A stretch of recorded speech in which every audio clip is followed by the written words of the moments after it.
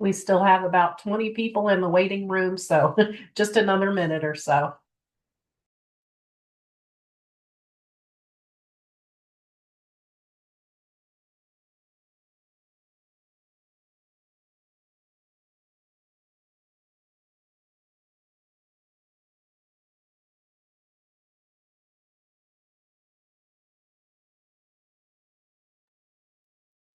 Okay, it looks like we still have a few people joining, but we will go ahead and get started. It is a couple minutes after. And Happy New Year, everyone. I hope you all had a wonderful holiday break. And welcome to the January 2026 System Business and Finance meeting. For those of you who don't know me, my name is Ginger Velasquez, and I am the Executive Director for Business and Finance. And I apologize that I will not be on video today. I am, but I am not able to do that today, and I appreciate everyone's flexibility with that. So let's get started. Just a few housekeeping items.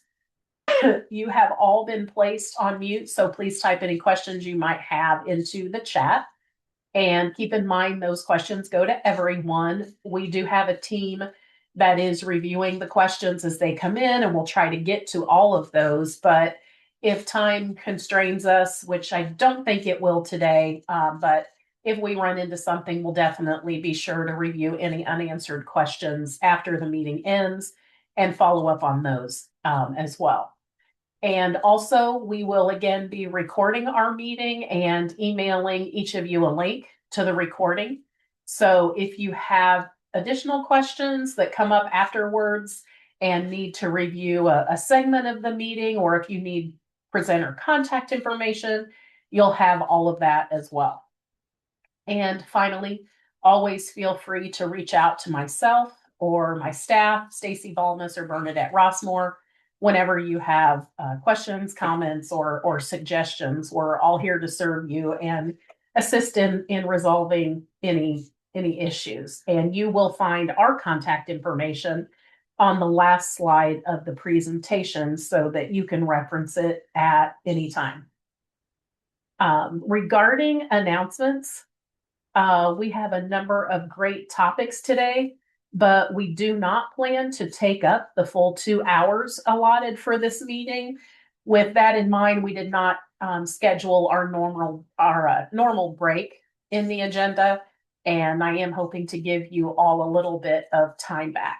So, with all that said, first up, we are going to hear from Chad Martin from the Office of Procurement Services. Chad? Hi, yeah, thanks, Ginger. Hi, everyone. I'm Chad Martin with the Office of Procurement Services, and I am our e-commerce procurement coordinator. I currently work with the Amazon Business Admin team, review after-the-fact requisitions, and support various procurement-related projects. Got a few updates for you all today. The first one being about our human subject payment program. The university has partnered with Relevate for human subject research direct payments.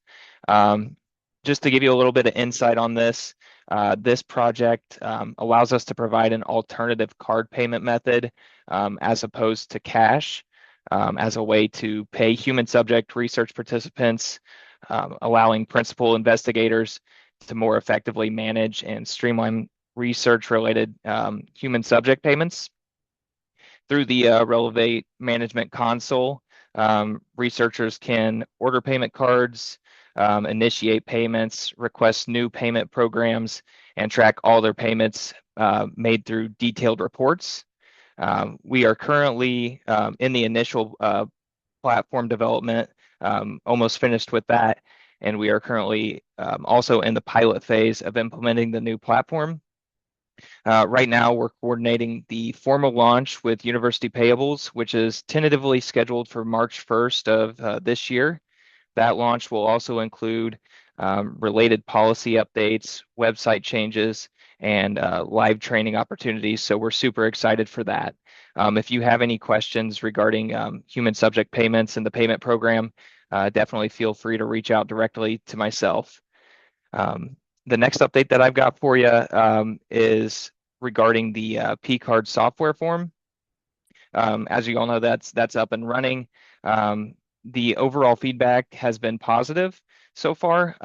We have received a few recommendations for refinements that we're working through, with more information on that to come soon. If you have any questions regarding the P-card software form, please continue to direct your questions to purchasing and contract management offices. And then lastly, regarding purchasing and contract management updates for UIC and UIS. As we all know, it's the new year, everyone's favorite time of the year. So renewal season is upon us. This is a reminder to please ensure renewals are reviewed and submitted in accordance with purchasing and contract management office timelines. If you have any questions regarding renewals, please direct those to your purchasing and contract management offices. I'm also happy to take any questions that you have. Feel free to email me or put them in the chat. And that's all I've got for today. Okay, thanks, Chad. I don't see anything yet in the chat, but if something comes up, we'll definitely circle back to you. And thank you. I appreciate you being available to provide those updates. No problem at all. Thank you. Yes. So next up, we have updates from Melissa Plotner from University Payables. Good morning, or afternoon now, I guess. So a couple reminders, there's going to be some communications coming out in the next couple of weeks. I just wanted to give everyone a preview. One of those is related to the international travel insurance. So we've had a policy in place now for over a year that requires our travelers to obtain the university offered insurance if they're traveling internationally. And we still are continuing to receive a large number of exception requests for travelers that did not obtain that insurance. And so we're just asking everyone, please remind your travelers of this requirement, because we're slowly closing that window on those times that we're going to be able to provide those exceptions. So the policy has been out there for a lengthy amount of time. We've sent out multiple communications. I'm not sure how else to get those that message out to all of those travelers. So I'm begging for your assistance with this request. The second thing to keep an eye out for is a communication regarding wire transfers and international vendors. So with the move to digital mailroom, University Payables is not laying eyes on every single invoice that is submitted now. And we have seen an increase of use regarding international vendors that on their document state they cannot accept a paper check from the university, that they will only accept a wire transfer. So if you are aware of those sorts of situations, please obtain that invoice from your vendor, because it will need to be submitted with a special payment form and a wire request. So what we've seen happen is those invoices have come in, they've been processed and approved, and a paper check has been sent out. And then there's a lot of legwork that happens trying to track down that payment when the check goes missing. And so if we can head that off at the beginning of the process as well, that is much appreciated. So those are the updates I have for today. I will not be able to stay for the entire meeting. I have a conflict, but Amanda Schleeper is here. So if there's any payables questions that come up through the rest of the presentations, Amanda will be happy to assist you. So thank you, Ginger. I will turn it back over to you. Thanks for those important updates, Melissa. And I don't see anything in the chat as of yet. Next, we will hear from UAFR with state fund updates. And if I can be allowed to share, just because it'll be easier. Let's see here. All right, that should be coming through now. All right, well, hello, everybody. I'm Alex Pilangino with the State Funds team at UAFR. And so today we're going to be, it'll be an overview of state funds. That'll be a lot of it, but it's really to introduce you to the new team members we've had over the last year, as well as introduce some new and old resources to answer your state fund questions. So I'll try and keep this as brief as possible so that we can get that time back. So going on, first we'll introduce the team. So I'm going to quickly pass it off to Aaron Run so he can introduce himself and what he does. Thank you, Alex. Hello, I am Aaron Rund. I been with the university for approximately 19 years, but within UAS for almost a year now. I work mostly with state funds, ICR funds, miscellaneous income funds, fund type 1Zs, and self-insurance funds, fund type 2P. Please feel free to contact me if you have any questions. I will give it back to Alex now. Thank you, Aaron. So once again, I get the slide to change. There we go. I'm Alex Billingino, Financial Accounting Reporting Coordinator.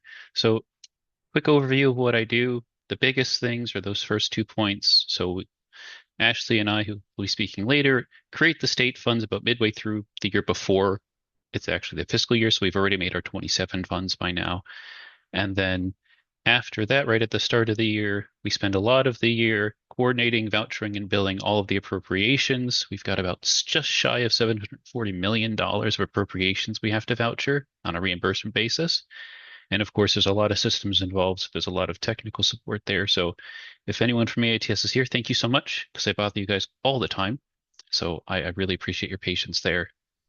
And of course, with so much going on, we've got a lot of monthly reporting and reconciliations we have to do to make sure that those systems are matching. Because a lot of the annual state reporting and audit schedules we have there in the next 2 points rely on these monthly reports to be accurate. Some of the audit schedules are just, here's 12 months of reporting reconciliations, and the auditors want to make sure those are accurate. Others are compiling that, so if there are any issues, it's just going to make everything way harder, and everyone's super busy at year end, so we really want to just reduce that as much as possible. Skip over account codes just for a second. I also help with the year-end fact sheets. I do more helping of Aaron and Nellie and Ashley right now while they're training up and learning that. And of course, I still do some myself, but a lot less than I used to. And then finally, I help with the account code maintenance, so creations, terminations, edits. I do all of that with everyone else on the team here. And then the actual people involved with deciding what words get changed and whatnot are people like John LaRoe or the units that know what they're actually needing to put in those account codes. And so next I'll pass it off to Ashley Wetzel so she can tell you what she does. Hi everyone, I'm Ashley Wetzel.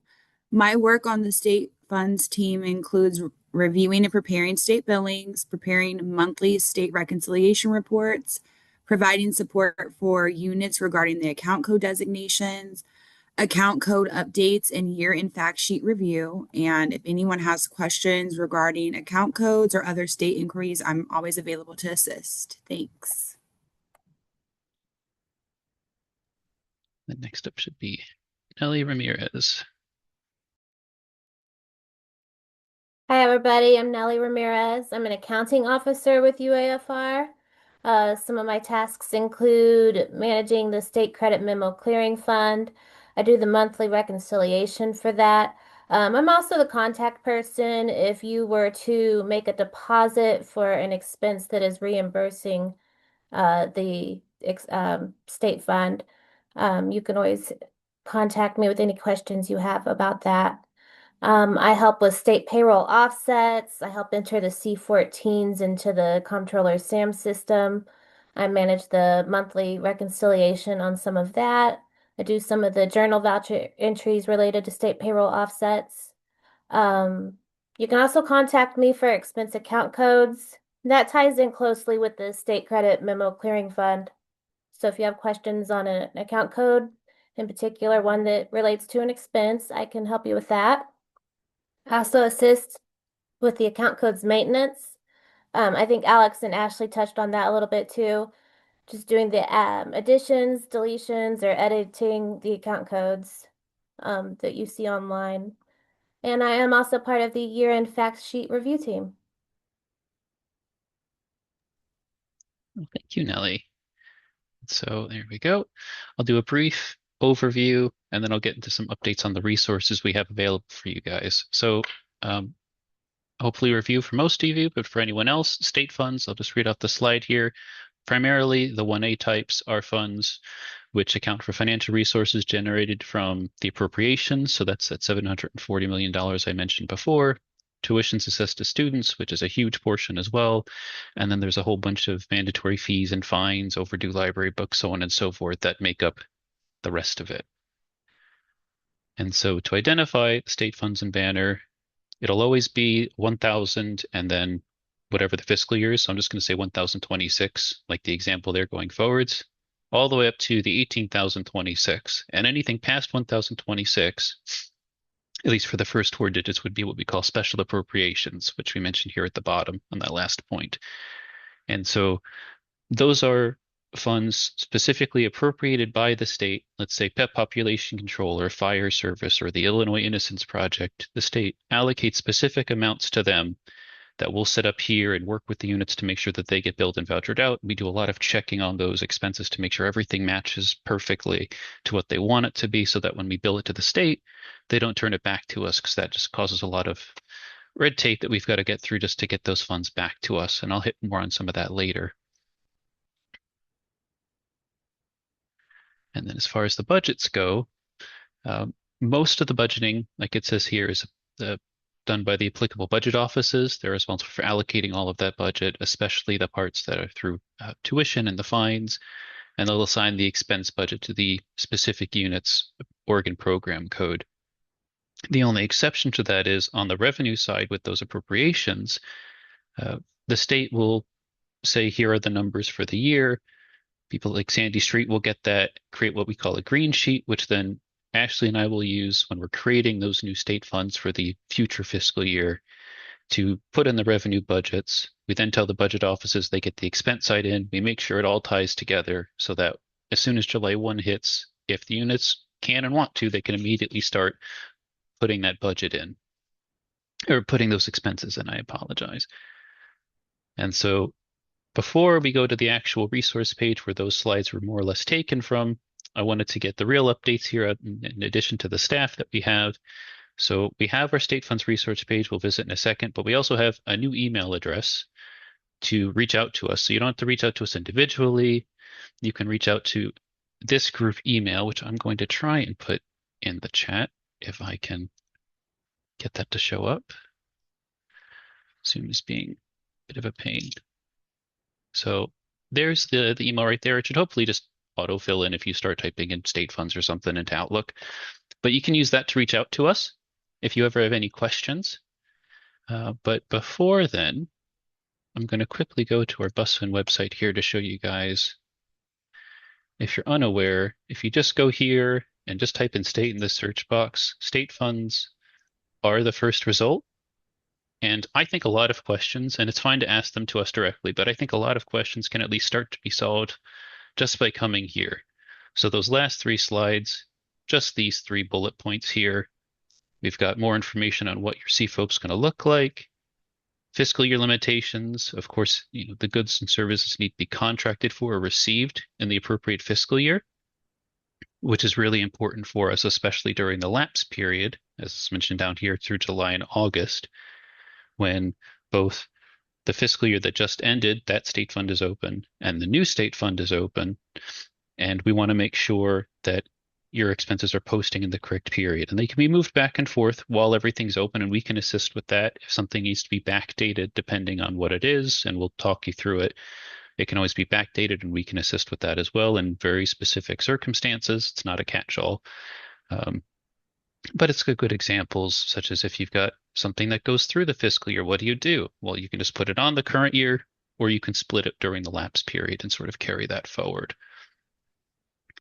Making sure to use accurate account codes. We've got a little blurb on that, because when we do that billing out to the state, if it doesn't match their SAMS codes, which are more or less their account codes for lack of better terminology there, they'll come back to us and say, hey, this printer ink that you put on auto maintenance isn't that. what should we do about it? And if we're lucky, we can file a big old form with them to make it switch. Otherwise, we've got to go through a whole process, but Banner and all of our other systems to switch it around or cancel it and rebill it. And we don't want to do that. So we spend a lot of time ourselves checking, but we also want to put that on the units to make sure that you get your account codes correct, which is why we put a lot of effort into that account code maintenance everyone's talking about. Prohibited transactions. The big fun one is no alcoholic beverages. So sorry to everybody on that one. You can't purchase alcoholic beverages with state funds. You can't subsidize other types of activities for auxiliary enterprises, and they can't be used on split funded purchase orders. There's a workaround, which is put it all on one funding source, which is this whole blurb below here, and then you just JV it to the appropriate funding sources afterwards. Can you deposit cash and checks on the website as well? So this is the credit memo fund that Nellie was talking about. It says when you can and those exceptions, but of course, feel free to reach out to us if you really don't know what to do, and we'll walk you through that. Instructions on how to find your budget. So an FGI BDST with a few extra things you have to do for it to show up in a more readable format. Budget transfers, how to do with that, which is really just go to the budget office and follow theirs. But there are some limitations. For example, it can't go to self-supporting or gift funds. The rule codes on what you should use for state funds, we get some questions on that. And payroll appointments and other related things. Do you need to update those on the unit side? And we do say no effort is needed. Oops, I am so sorry about that. Which is more or less true, but sometimes things do fall through the cracks. And between our payroll team and us, we can help you work through that. So no effort's needed, but if you want to check it out and keep an eye on it yourself, that's always appreciated. But that ends our presentation. Really just a sneaky way to show off our new staff, which we're super proud of because everyone's done such a great job this last year.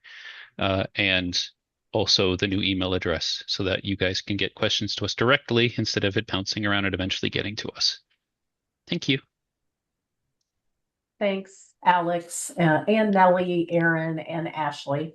I don't see anything in the chat right now, but I appreciate the introductions and review of the information regarding state funds. So thank you all for your time. And let's see, next up on the agenda, we will hear from Brian Zump with Business and Finance Policy Updates. Brian? Thank you, Ginger. So policies of note that we're currently working on include Section 7, Purchasing, and 8, Payments and Reimbursements. Subject matter experts are meeting later this month to review the evaluation updates to both sections prior to their open comment period. The current Section 7.6, which is the University Purchasing Card, will be moving to Section 8 as part of a reorganization. And this month-lengthy policy will be broken into smaller subject matter area policies in Section 8. 8.4.8, Digital Disbursement Console for Human Subject Payments, is a new policy for creating and tracking human subject payments, and subject matter experts will be meeting early next month to review the policy prior to its release to open comment. 15.4.2, Become eligible to drive a university motor vehicle, is being updated to reflect a new insurance requirement that all system drivers have a U.S. license and is under review by subject matter experts right now. Updated recently per an IRS change for calendar year 2026 in 8.1.4, determine the allowability of gifts. The information on tangible, non-monetary gifts and prizes to employees has been updated in the taxable and reportable section to state that de minimis benefits must be occasional, infrequent, and not routine. And again, that's new for this year. 15.5, motor vehicle records. This new policy addresses employees defined as regular drivers and units' responsibilities concerning running background checks on regular drivers to ensure they are eligible to operate motor vehicles on system or university business. And then in Section 18, taxes, we have a variety of annual updates that have been made. Please remember to check for updates to forms and IRS-directed monetary thresholds. That's all we have at this time. I'm happy to take any questions, or you can always submit your questions to our BizFin Policy Office email.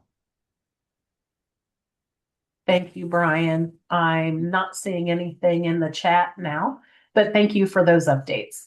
Welcome. And we will now hear from University Payables on the card management program. Darren Strader was not able to be with us today, so Amanda is here, and Amanda, the floor is yours. Thank you so much. Again, my name is Amanda Schleeper. I'm the Associate Director of Support Services here in University Payables.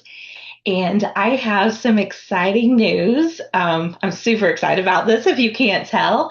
And this is specifically for our department card managers, but really everybody that uses the PNT card. But if you're a DCM, please perk your ears up here a little bit. We have a new card management program that is coming, and we call it CMP. We call it either the card management program or the card management platform. So it's a little interchangeable, but the card management platform or program, as I'm probably going to refer to it today, is going to replace the P-Card web solution and T-Card solution as the online card management software for the administration of university issued cards, so the P-Cards and T-Cards.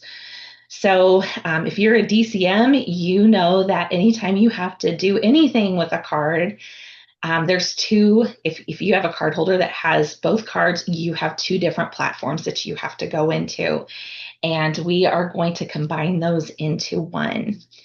As I've already said, the DCMs and the DCM delegates are going to be really the users of this program.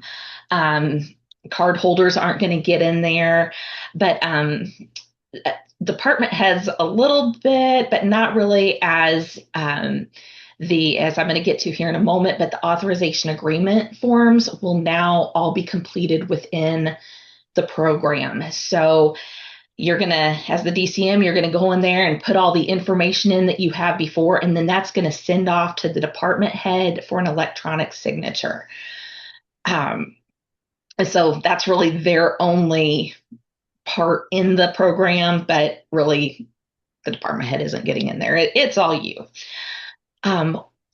Why are we doing this? Well, that's the big question. Why can't we keep using? We've had a couple people ask, why aren't we going to continue using the old software?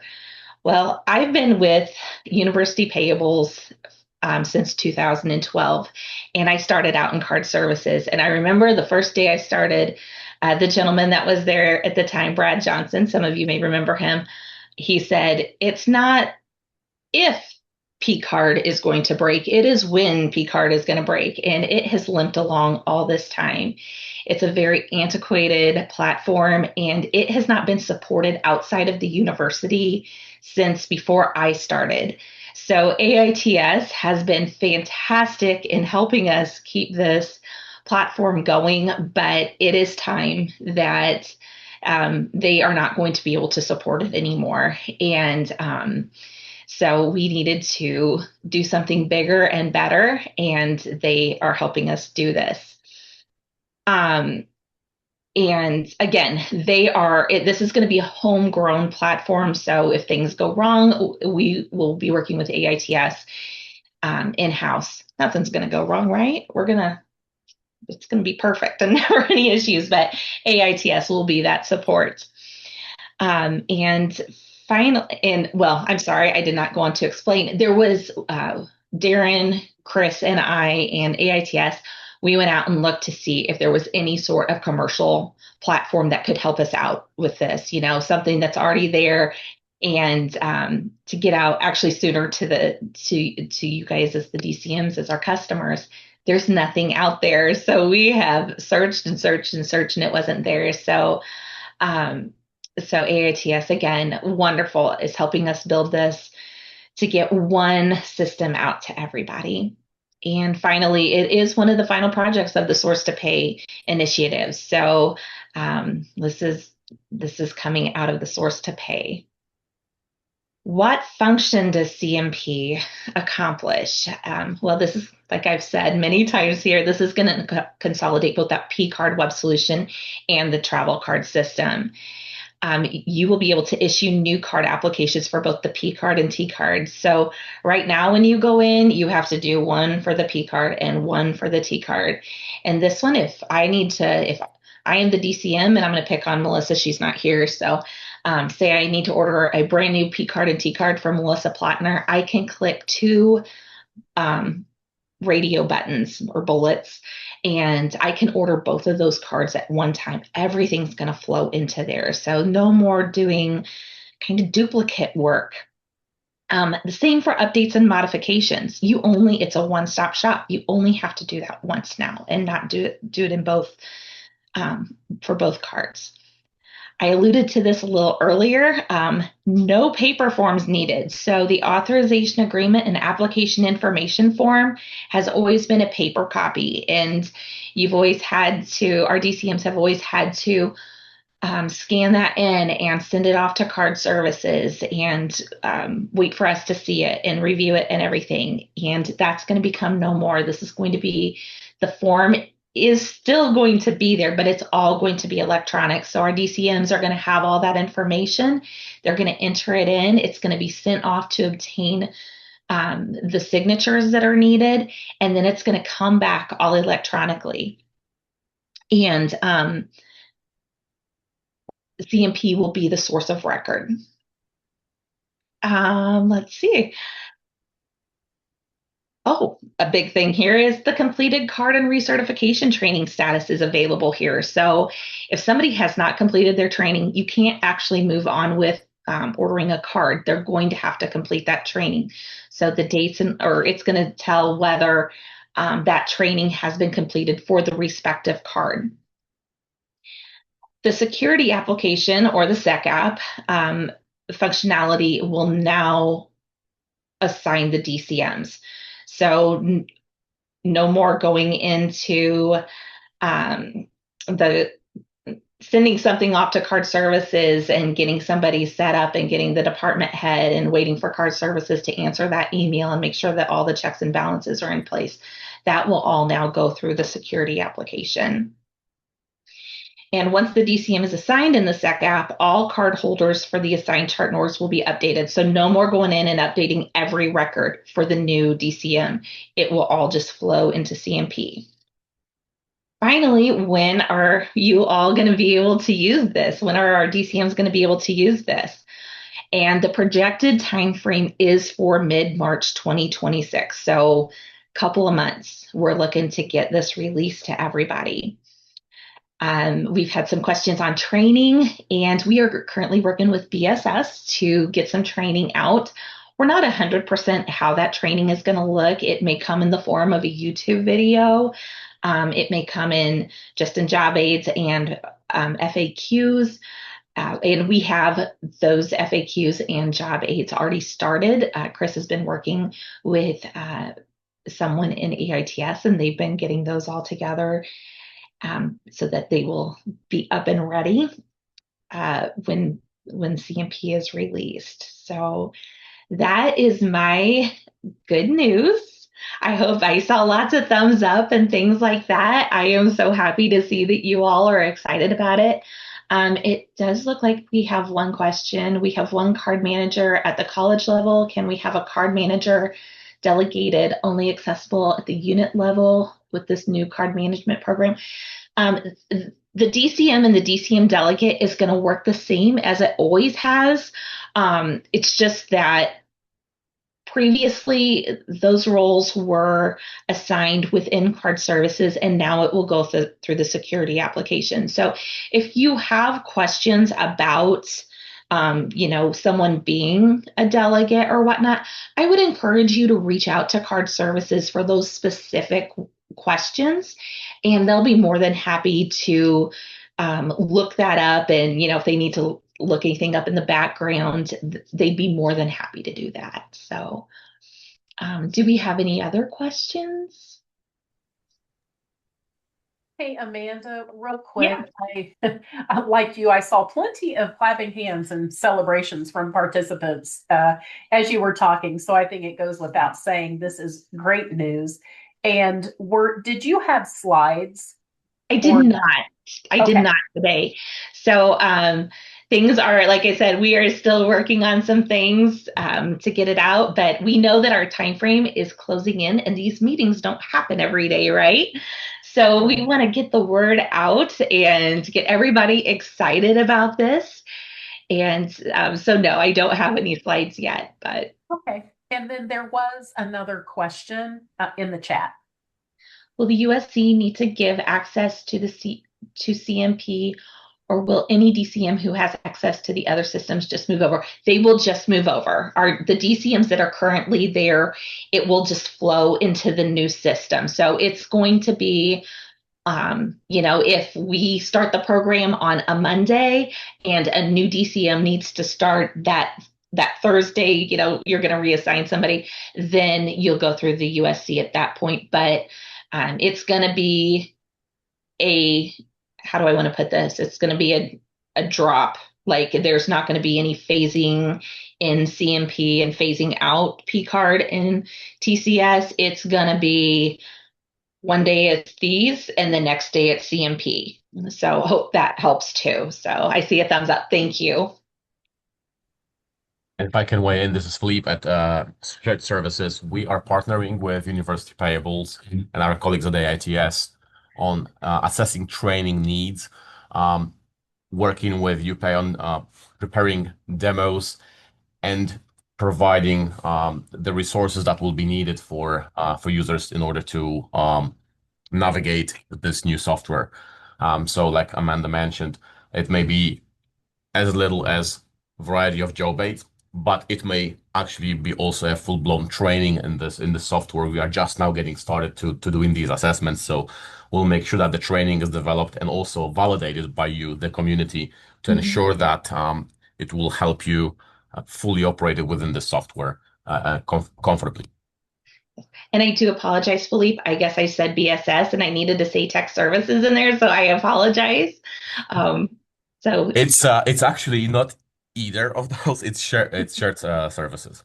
Okay, I'm sorry. I know who we're working with. But we used to be BSS. We used to be BSS in the past, so okay, that's all right. We're working with Philippe. There you go, guys. We're working with Philippe. And everyone knows Philippe. yes, they do. He's fantastic. I do have one other question. Will cards need to be replaced? No, this is just, we are not switching banks.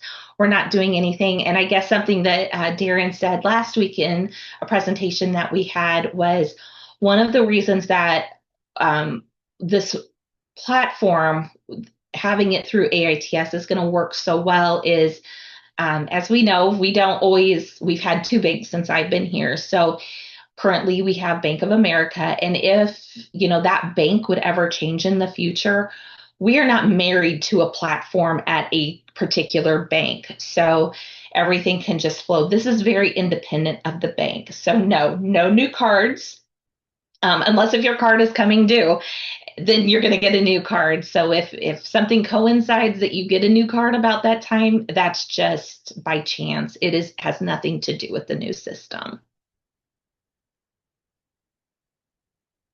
Anybody else? I don't see anything else in the chat. But if something does pop up, Amanda, we will circle back to you. But thanks again for the exciting news and the great news, and definitely appreciate Payables, AITS, and Shared Services looking at this and coming up with great ways to gain efficiencies. So I'm excited, and I'm not even a DCM. So just great news. So thank you. Thank you so much. Yep. And we will now hear from our final speaker, Spencer Bailey, with a RIMS update. Spencer? Yeah, good afternoon. Thank you very much. Can everyone hear me all right? Yes. Okay, very good. Just getting a share presentation ready here. Bear with me for just a second. It also was not necessarily noted in the meeting documentation, but I'm also from RIMS and I'm here to assist with the presentation. Yes, this is my colleague GMast. We're working on this together. All right, let me go ahead and share.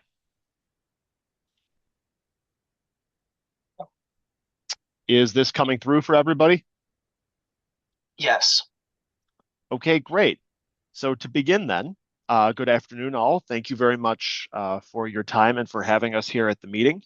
This is an overview of records management concepts for business and finance personnel at UIC and UIS. We are G and Spencer. We're both coordinators with the Records and Information Management Services Office. And so we're from RIMS, Records and Information Management Services, or RIMS. And so what exactly is that? Some of you all may have some familiarity with us, some may not, but I'd like to give a bit of a brief overview on who we are and what we do before we get into the bulk of this presentation. So we're part of AITS. We support units from all three campuses, the system office and the extension offices, with any records and information management needs and questions. We provide guidance on managing records to all employees, work with units to facilitate records disposals compliant with state law and university policy, and assist any interested unit in developing an effective records and data management plan. We're working on an initiative, to increase awareness of our work and our availability to assist units with records questions. We figured that business and finance employees would be likely candidates for having some kind of records responsibility. So we wanted to proactively make contact, introduce ourselves, and let everyone know of our availability to assist and present some key concepts in ways that you might be able to save time and resources with your own records work. So today we're going to show a short introductory video on records responsibilities. We'll highlight some benefits and potential consequences for good and bad record keeping, discuss some common record types, discuss the records disposal process, and then be ready to answer any questions that you might have. So this is our introductory video. It's a short presentation, about 2.5 minutes long, which provides an overview of records management responsibilities for all University of Illinois employees. I'm going to go ahead and play this. We will share the sound, and here we go. The University of Okay, I It guess appears to need some time to load. Yeah, it worked perfectly fine when we tested it. Okay, I will just move on instead. We're going to send out a document full of links at the end of this presentation, and we will make sure that the video is on there, or we could try playing it later on if we've got time at the end of the presentation. G? Well, the university is a state agency, and that means that it is beholden to a law called the Illinois State Records Act. For your record keeping, proper record keeping can lead to a savings of times, funds, and physical space, and reduces the risk of data breach. And something important to know about your records is that digital records have the same retention requirements as physical material. You can find any of our retention schedules that are publicly available on the RIMS website, on the state-approved records retention schedules that we have uploaded in a fairly readable paragraph form. So, once again, we are a state agency, and therefore we are beholden to the state law that dictates how state records need to be maintained and disposed of. We have retention schedules on file with the state that say how long we keep certain types of documents, and it does not matter what format they're kept in, physical or digital, they have the same retention regardless of format. And so a very common record type we have are business and financial records. The business and financial records retention schedule is one of the 9 general schedules that G just discussed. On the records retention schedules, you're going to find 3 pieces of information. You'll have a record type, a description of that record type, some examples, the required retention period past a certain date, and then the final disposition. That could be disposed with state approval, evaluate for transfer to the university archives on your campus, or perhaps dispose without state approval. And there's a couple of very common types I'd like to discuss here and just show a little bit about what some examples of what this information is. And we've got a possible demonstration of one of the schedules themselves at the end of the presentation, which we can refer to if we have time. So financial transactions records are probably the single most common record type that RIMS receives questions about, disposal requests for, encounters when doing on-site records visits. This includes a wide variety of material. Just a few of the examples and a full list of more examples can be found on the web version of the schedule, as G mentioned. That's another link that we're going to share. But there are bank account statements, deposit vouchers, employee time cards, receipts, budget reconciliations, and plenty of other types.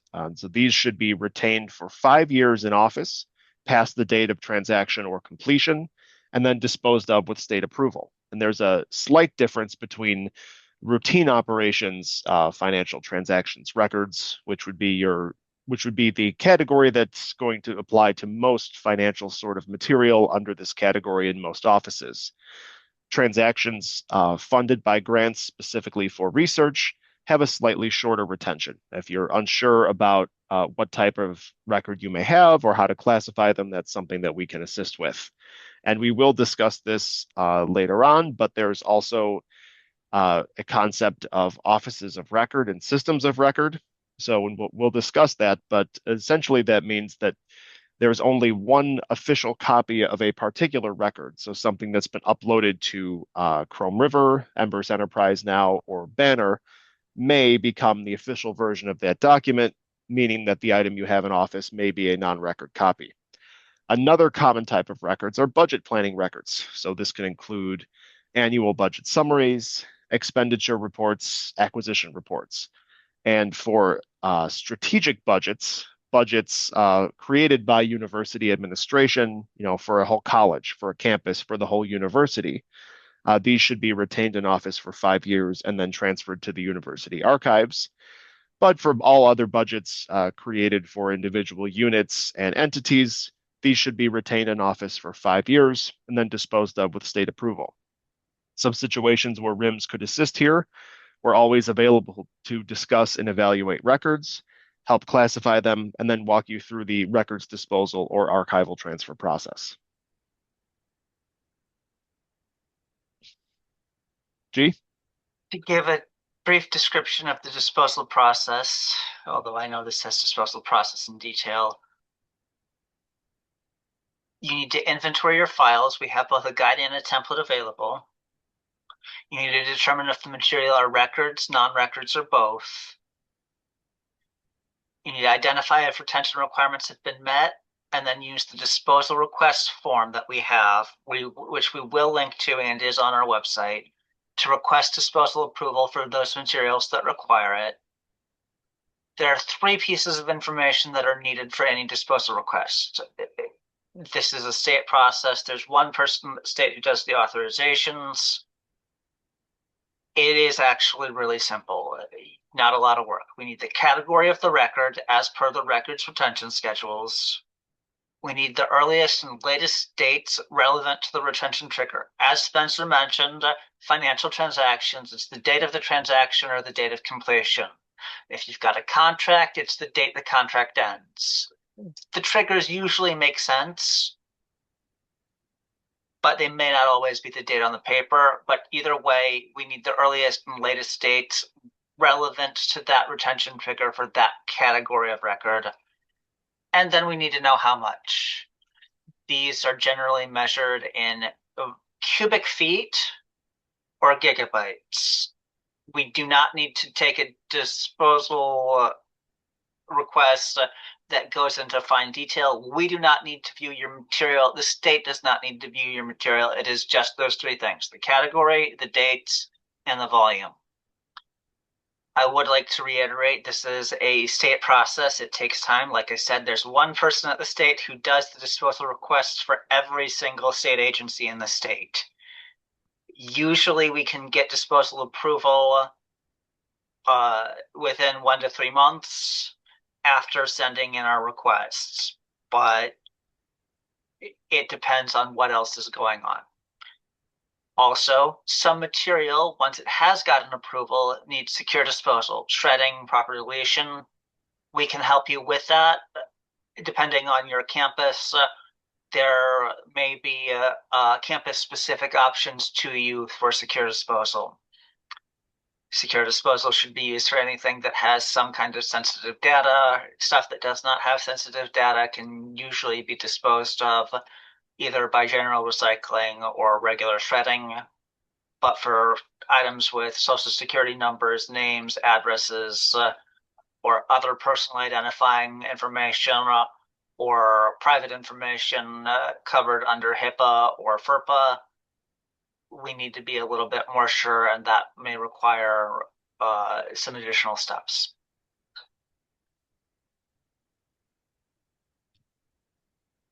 Another common question we have is about scanning. We are absolutely fine with you running a scanning project, but here are some do's and don'ts. Do follow the format and resolution standards for your scans.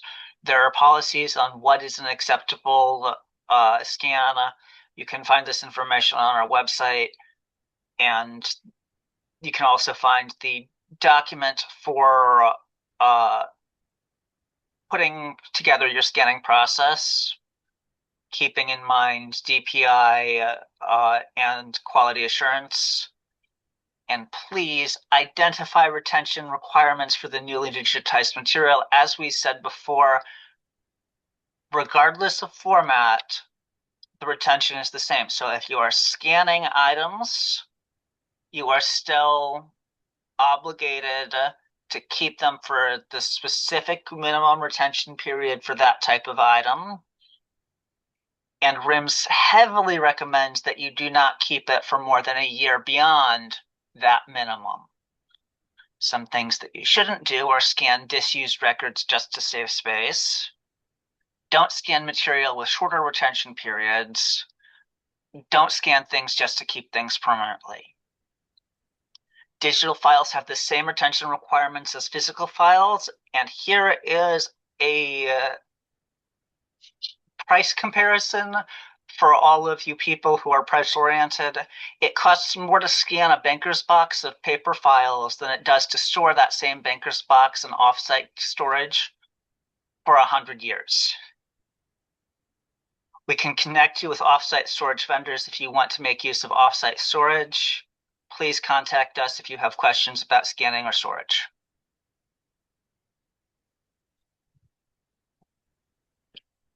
We have our a couple of examples and links here to our records retention schedules and to the disposal request form. G, do you want to should we move on to the next slide for a moment, see if there's questions, then we could always move back here or send the links out? Yes, that sounds good. Very good. So thank you all very much for your time again in listening to all of this information. RIMS is here to assist however we can. This is why we exist. We're pleased to help you with any question that you might have, even if it seems mundane or you're not sure if it's even something that's under our purview. We're happy to see if we can help, and if not, connect you with somebody who can if it's not us. Our email address is rimsgroup@uillinois.edu. That will be sent out to you as well. And sending us an email there will create a Team Dynamics support ticket, and then we can work, then your ticket will be then assigned to a RIMS representative who primarily handles requests for your campus. Spencer, I'm based in Chicago. G is based in Urbana and also fields most requests from Springfield. And so we will divide that accordingly and reach out and see how we can help. Some ways that we can assist you, we are happy to, with some lead time, visit and conduct records assessment training, help you look over your material. We also facilitate disposal requests, help you with records triage and the first bit of assessment of your material. We can help with an email management plan, conduct personalized training, or present in more detail on any of the concepts outlined today. So that will conclude our formal presentation, but we are more than happy to take any questions that you may have. Valerie Prudek has sent a question of, do we have a contract with an off-site shredding company? Valerie, that depends on the campus. So Chicago does have contracts with off-site shredding companies, but they are primarily done on a unit-by-unit basis. One of the common ones is, wait, Spencer, you probably better able to address that particular. What's the common shredding service used by Chicago? Iron Mountain is a pretty wide-ranging company that RIMS works with on our own and also will introduce units to. But some other examples are Citadel, Stericycle, or in some cases, if you have a small amount of material, you can simply shred that in a certain type of office scanner. And then as G can tell you, Champaign has a slightly different arrangement. Yes, in Champaign, we use the same method the state uses for secure disposal, which is secure recycling. You can order from Facilities and Services one of the locking blue shred or recycling bins. You put files in that, it's locked, it gets picked up still locked, it gets taken to the recycling center, dumped off of the truck into the baler. From the blue bins, it's baled, it's put back on a locked truck, and then it's taken to a facility to be pulped and turned into new paper. As I understand it, that is a free service at UIUC, and Springfield has a similar system, although I believe it has a nominal cost. We also had a question from Monica asking about who the contact is for the medical campus in Rockford. I responded in chat, but I'll say verbally. My name is Spencer. I'm based at UIC, but I'm also responsible for the various medical units both here and elsewhere. So I would be the person you'd reach out to there. But if you send us an email at RIMS Group, that ticket will get assigned to whichever of us is the most appropriate contact, or if somebody has happened to have worked with your unit before, we'll assign it there. We've also got a comment from Jamie. Thank you very much. We appreciate we're glad we're able to assist. And then, let's see. We have a question, and I'm hoping I'm pronouncing this right, from Tomoko. And they're asking, is there an issue with holding on to records longer than advised? G, do you want to field that one, or should I speak on that? Short answer is yes, because the longer you hold on to records, the more likely it is that it is affected by a data breach. And in the case of a data breach, the university is liable for making anybody so affected whole. So I had one situation where I had a department that was holding on to records since department inception, which were primarily advisement files and had social security numbers. That was an issue because there were basically 80 years worth of material with social security numbers in it that were kept in a room that was not necessarily locked all the time and was not monitored by a person. So there was no way to tell whether or not anybody was affected by, say, some student walking in, looking at it, and then being like, I'm going to write down some of these numbers. We don't know. That's why we want to make sure that we keep all of our files for the minimum time and not very much longer, because that reduces our potential surface area for the risk of data breach. It is very important to get rid of paper files. It is even more important to get rid of digital files, because the amount of time for somebody to go through an entire filing cabinet in person is significant. They can go through and copy the same amount of information in sometimes seconds with a digital surface area. So, if I may weigh in a bit as well, G, there's another possible issue that could happen with holding records longer than needed. If some records that were eligible for disposal were not disposed of, just retained in office, and then your office receives a FOIA request for information including those records. Even though they were eligible to be destroyed, with the FOIA request, they all must be provided. and then held for the duration of the period associated with that request. However, if they had been destroyed appropriately with state approval if needed, then that could be given to the FOIA office as an answer of, well, here's what we're going to provide. Anything older has been disposed of per the Illinois State Records Act.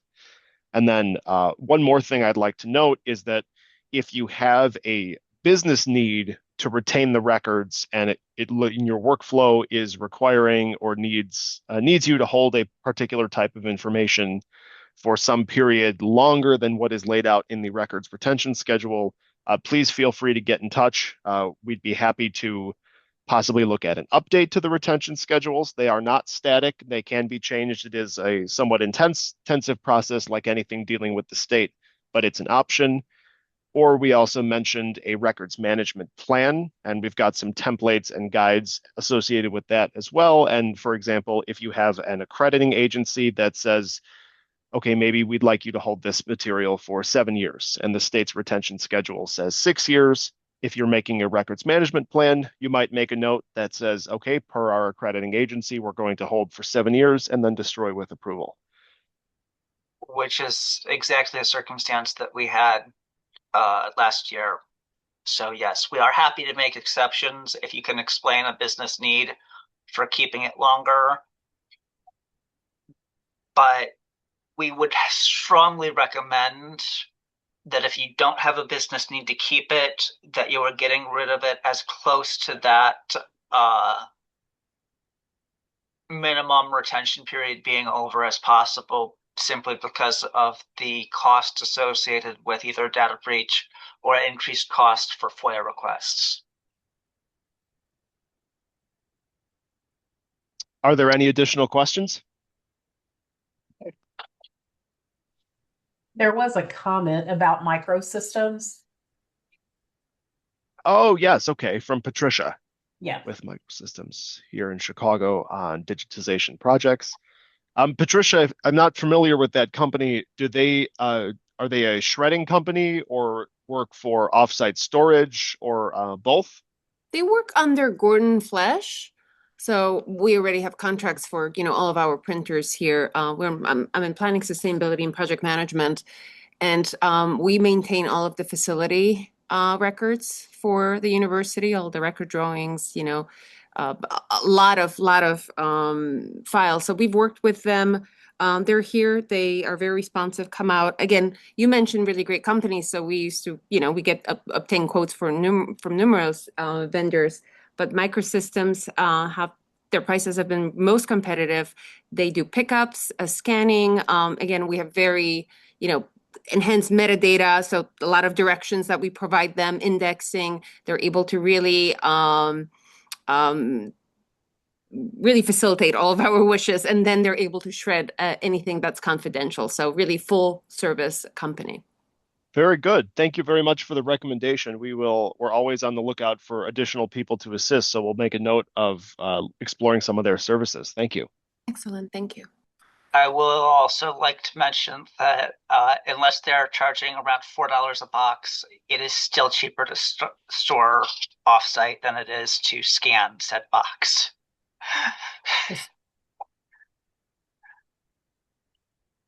Okay.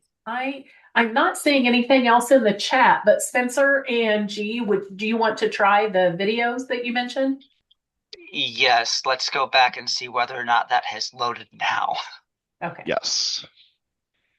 It might actually be better to do it not in the PowerPoint if it is still having trouble, and just watch on YouTube with the button on the lower left. Yes. Why don't we try that? It's opened in another window, so I'm going to unshare and then reshare. Do bear with me, please. And it's going to have us do an ad. So I'll wait till that plays and then share the screen. We apologize.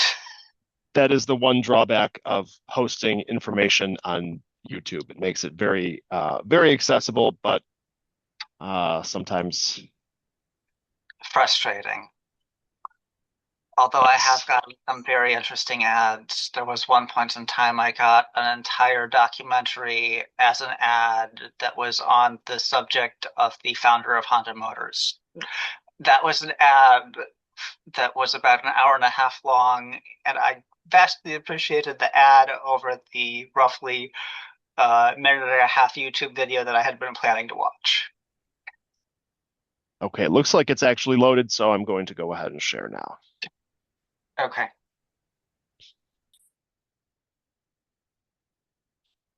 Okay, can everyone see the screen? Yes. Yes. We will go ahead and share the sound, and let's see if this works. University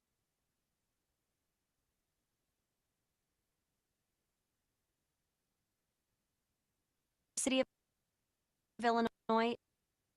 Okay, there seems to be something wrong with sharing this where it's just not working through Zoom. So we apologize for that, and we will make sure that you all have the link. I don't want to waste any more time with trying to troubleshoot this. Yes, perfect. We will definitely get that information out after the meeting. So Spencer, G, anything else for the good of the group? I'm not seeing anything additional in the chat.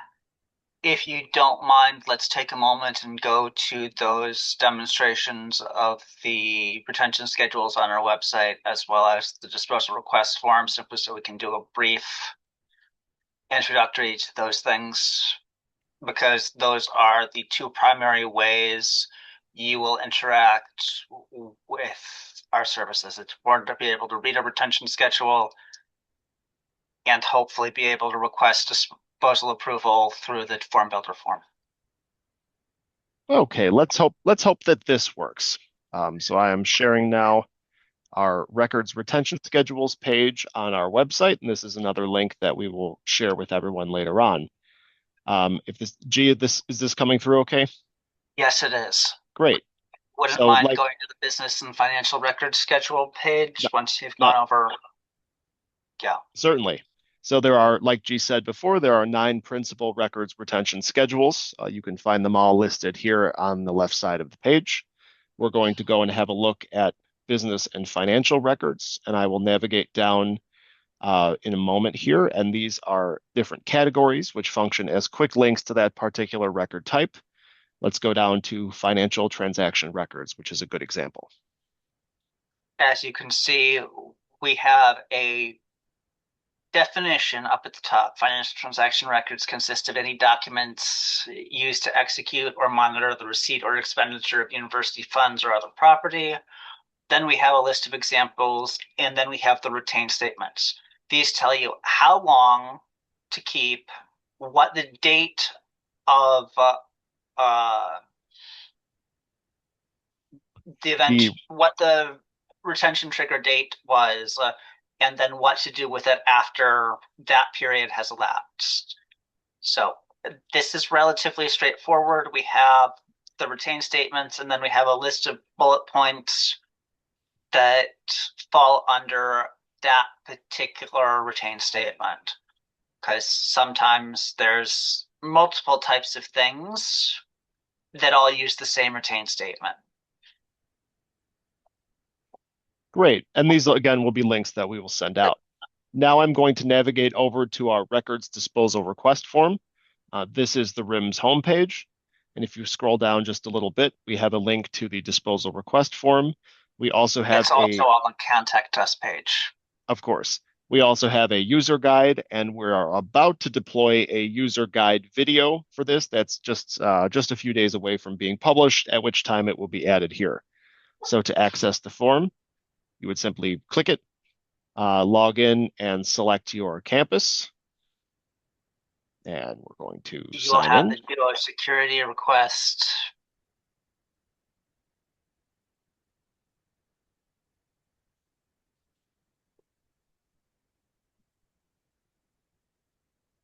And then it logs into the form builder form. You can fill out a new form or check previous requests you've made under My Form Responses. I'm going to start with a new form. First page is some basic questions. This helps us direct the ticket that this form generates. Are you submitting this on behalf of someone else? If so, click yes, and you will get a place to put their email. If not, select no, and then just go on to the next question, which is, have you worked with a RIMS employee in the past? You can then hit continue. And then there's a page of directions that basically details each schedule has its own page. Please select the radio button. I have this category of records to start your submissions for files you do have, or I do not have files for this category of records to allow you to just hit continue to move on to the next one that you do have. Also, you will receive an email copy of your submissions in the form of a link to your completed form. If we say, I have administration records, it then spawns a add administration records type row. If you click that, you would then be able to select from the drop down what the different things are. These are explained in the little carrots up above this. So if you wanted to say administrative files, you can look at what falls into administrative files via clicking that little carrot to expand that particular record type. No need to travel between web pages. It's all right here. And then after selecting your item from the drop down, you can give us a brief description that helps us know what it is and make sure you selected the right things. Sometimes it's a little bit confusing. This just helps us make a check. Give us the start date in a month, year format. Give us the end date in the same format, and then tell us how many volume, and then choose either cubic feet or gigabytes. If you've got multiple things in the same category, say you've got a bunch of boxes. We have had people submit 700 cubic feet of boxes of the same type of record. It's not a problem. All we need is the category, the volume in that category, and the dates for that category. If that's one box, that's fine. If that's 10 boxes, that's also fine. If you have multiple things, you can click the Add Administration Records type row or whatever the actual category is and add other items. So if you have multiple categories to submit, no need to do a different form for each one. You can submit multiple categories for this. Once you've got the particular category done, you can hit continue and go on to the next one. If you have it, same thing. Hit I have or I do not have, depending on what it is. At the end, there's going to be a submission page where we ask you to say, yes, I am sure I'm ready to submit. And then it goes to us and forms the ticket.